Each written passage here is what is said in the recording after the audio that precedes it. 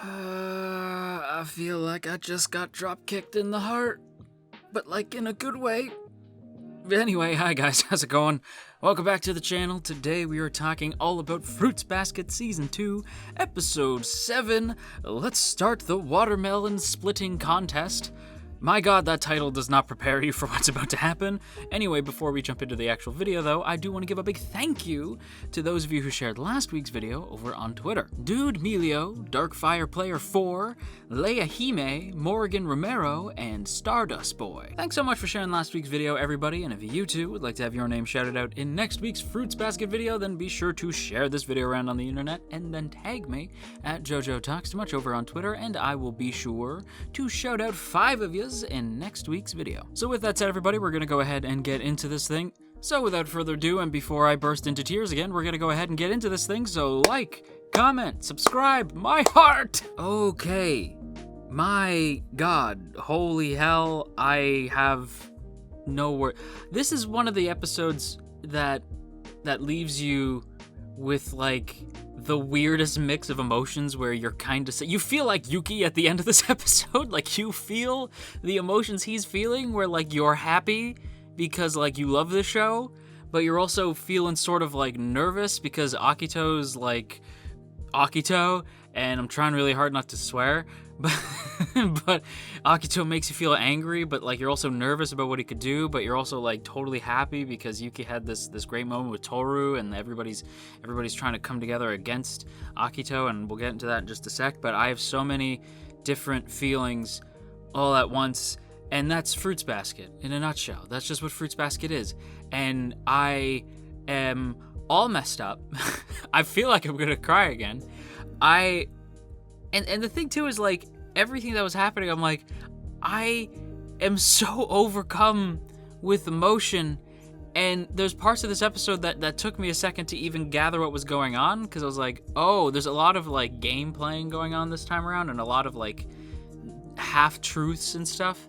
And so there was parts of the episode that I'm like, huh, what? But I just knew that the emotion was legit, like specifically the Yuki thing I'm thinking of, where like, you know why he's saying things, but if you're Tohru, you don't know why he's saying the things he's saying. So it's just a lot of emotions. And I am not okay. I'm not okay. Oh my god, that episode messed me up. This episode messed me up. Okay. Focus. I just slapped my face, if you couldn't tell what that was. Okay, focus. We gotta talk about 3 things. There's 3 things that I really want to narrow in on. The one thing that I want to start with is Shigure, as I wrote down in my notes here, Shigure still be on his Loki crap. Because he is. If you don't know what that means, somebody hasn't been watching the MCU movies. But what I mean by his Loki crap is Shigure is continuing to be nefarious in certain ways and yet helpful in others, and I'm not gonna lie to you, I didn't connect to what was happening until they outright say, because I'm a big stupid idiot, and I think you guys know that by now. I like my symbolism, but for some reason I can't get subtext very great. Like I'm not very great with symbolism in some cases, and I'm great with it in other cases. Sometimes I call shit from like a mile away. If you watch the Tower of God stuff, everyone's like, man, like that couldn't like prediction. That was great. Like with the color symbolism and stuff. But if it's not colors, I have no idea. Like I just can't read character motivations apparently, because I thought Shigure was being an asshole for the sake of being an asshole, and I doubted my husbando, and I feel foolish. Shigure, I was wrong. I'm sorry. I still love you. I was wrong. What am I saying? Well, Shigure, this whole time, let me go chronological, right? Like, let me take you through my emotions that I went on with this ridiculous, trifling husbando of mine. So, Shigure opens this episode by just showing up out of the blue random, watching Tohru and Kisa and Hiro just kind of hanging out. And he's like, where's everybody else? So they went to go get watermelons. And I'm like, ah, yes, title drop. And Shigure acts like a big old creep. Shigure's like, I'm actually more of a fan of swimsuits. And of course, Hiro right away is like, I'm taking Kisa away. And he's like, I was joking. And then he gets all up in Tohru's grill and is like, let's go on a date. Like while they're away, we should hurry off on a date. And I was like, you better be joking. And he was. but he's only really joking after the Tohru protection squad shows up, because thank God they did, because again, my boy beat trifling. That said, he continues this trend of being a real shithead when Hattori shows up.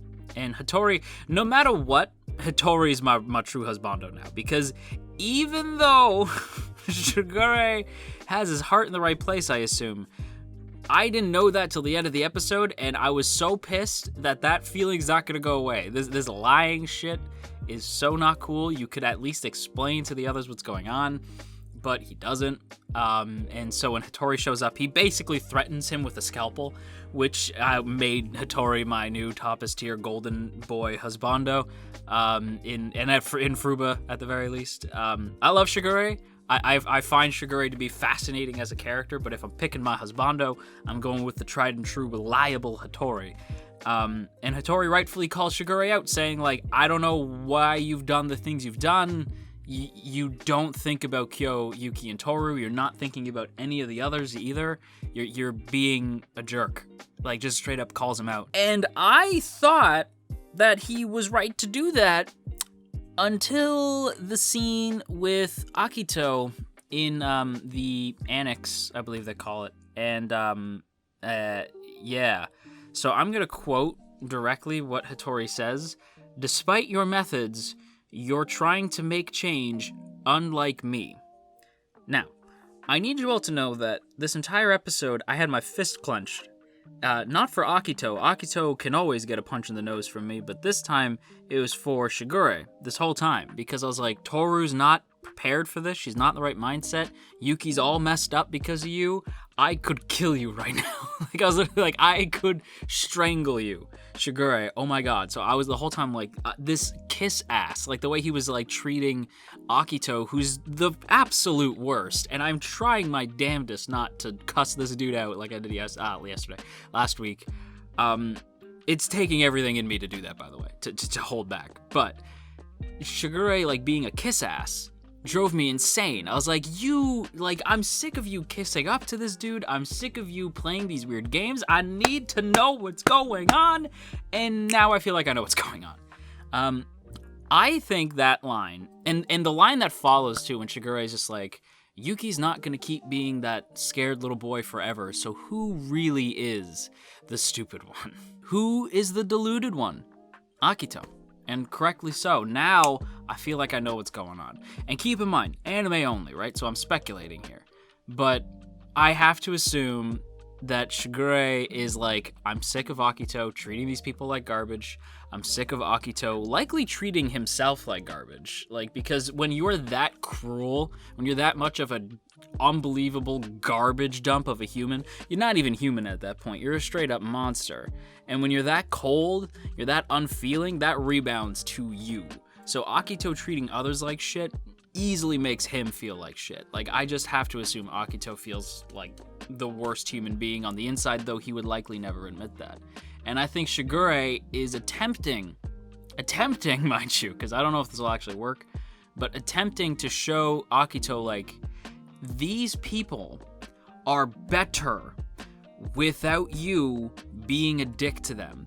What they needed this whole time to grow as people was somebody to give a shit about them, to give them a mothering influence, to care about them, and Tohru does that.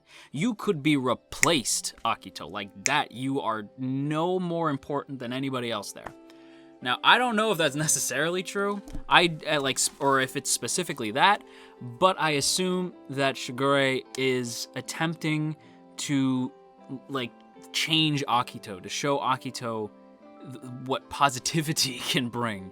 I think he's just being shady about it. Like, I wish he wasn't so shady about it. It's what stops him from being it's what stops him from being my toppest tier husbando. He's still my husbando. He's just not my toppest tier. But still, like, Shigure in this episode, fascinating. And the other thing this episode is obviously the Yuki Tohru dynamic. Obviously some stuff with Kyo as well. I love the moment with Kyo and Tohru after Momiji and the kids fall asleep. And there's this adorable ass moment where Tohru, who has been feeling like bad this whole time, like she's been feeling like, because I talk about my mom all the time, it might make them uncomfortable, like I shouldn't have done that was uncool on my part, like like their parents clearly are not good parents, so by me talking about my mom, I could be like inadvertently making the others feel bad. I should probably stop doing that. And Hiro even notices this. Like, Hiro's like, oh my god, I'm a dick. Like, and I love that Hiro even says, like, oh, I really did screw her up. Whoops. And he does try to be like, don't punch the watermelon, which was funny. I actually really liked that Hiro has that moment of like, no, Tohru, don't punch the watermelon. And Tohru punches the damn watermelon because she's trying to cover for the fact that she was trying to avoid saying, like, my mom this, my mom that. Like, she was trying to dodge it. It was a cute moment, but more cute, and I actually think like great for dynamic building between the two, is Kyo like confronting her, saying like, what is it, like, what's wrong with you, you're acting weird. And that's when she says like, can I ask you about your parents? And Kyo tells us like, I haven't seen my biological dad in years, and my mom killed, and then he trails off and then just says that his mom died in an accident when he was like 4 or 5, I believe. And him like being willing to tell her that alone shows the growth for Kyo in like so many ways. It's funny, I feel like this season, like last season really felt like every Kyo moment was a big bombastic moment, whereas all the Yuki moments were a little bit more like calm and collected, whereas now the Kyo moments are a lot more calm and collected, whereas the Yuki moments are big and bombastic, because like this Kyo moment is great, I love it, but let's be real, the big moment that everybody probably wants to talk about is the shooting stars on the beach. And like, don't get me wrong, I love the Kyo moment. I think the fact that Kyo opens up to Tohru and tells her that everything's okay is awesome, but like this moment under the shooting stars, I'm getting emotional. This moment under the stars is, it's so good. It's so good. Everything about this scene works so much because it's immediately followed by that like, hey everyone, thanks for coming, I love you. That like, Akito, take your fake ass love, shove it up your unfeeling, cold, monstrous ass and leave this episode, please. Like, exit stage left and don't come back. Like, anyway, like the fact that it follows that is beautiful. Beautiful, because it shows that Tohru is actually affecting Kyo too, but Yuki in this beautiful way. Like, he's willing to cry in front of Tohru. He's willing to accept the fact that he was needed. Somebody needed him. He was necessary. You know, like somebody cared about him. He got to save somebody. Like, and what I love is that when he's thinking that, he even says like, and she doesn't realize how much she saved me, like just by making me feel that way. And it's like, oh my God, Yuki, my boy, my precious son, he's growing up. They grow up so fast. Okay, pull it together. The shooting stars scene is beautiful, not only from an aesthetics point of view, like the visuals, outstanding. My goodness, kudos to TMS, you beautiful, beautiful bastards, you. Like, the art is fantastic. The seiyus on absolute fire, especially my boy, especially Nobunaga Shimizaki, my boy crushing it as Yuki in this scene. The little voice break at the end, because you're so precious to me. God damn, beautiful, loved it. Everything about this scene is beautiful, like from the soundtrack, visuals, acting, writing, everything. And it works because of all the buildup that's been happening, not only in this episode, but in the previous episode, and the whole show up until now. Fruits Basket is so damn good. Not only is this my show of the season, I genuinely think, and I'm saying it now, maybe I'm just hype off this episode, that's probably the case, but listen to me now, hear me out, and you guys come back to me at the next Kotatsu Annie Awards, because I'm about to say it. Fruits Basket Season 2, easily, without a doubt, best sequel of the year. I already feel like it's gonna be, like 100%. Come back to me at the Kotatsu, at the Kotatsu Annie Awards 2020. and double check with me if that's the case, because I have a feeling this season is going to be the sequel of the year. With that said, everybody, I'm going to wrap up my very scrambled thoughts here. Question of the day today: did you cry? Because I cried.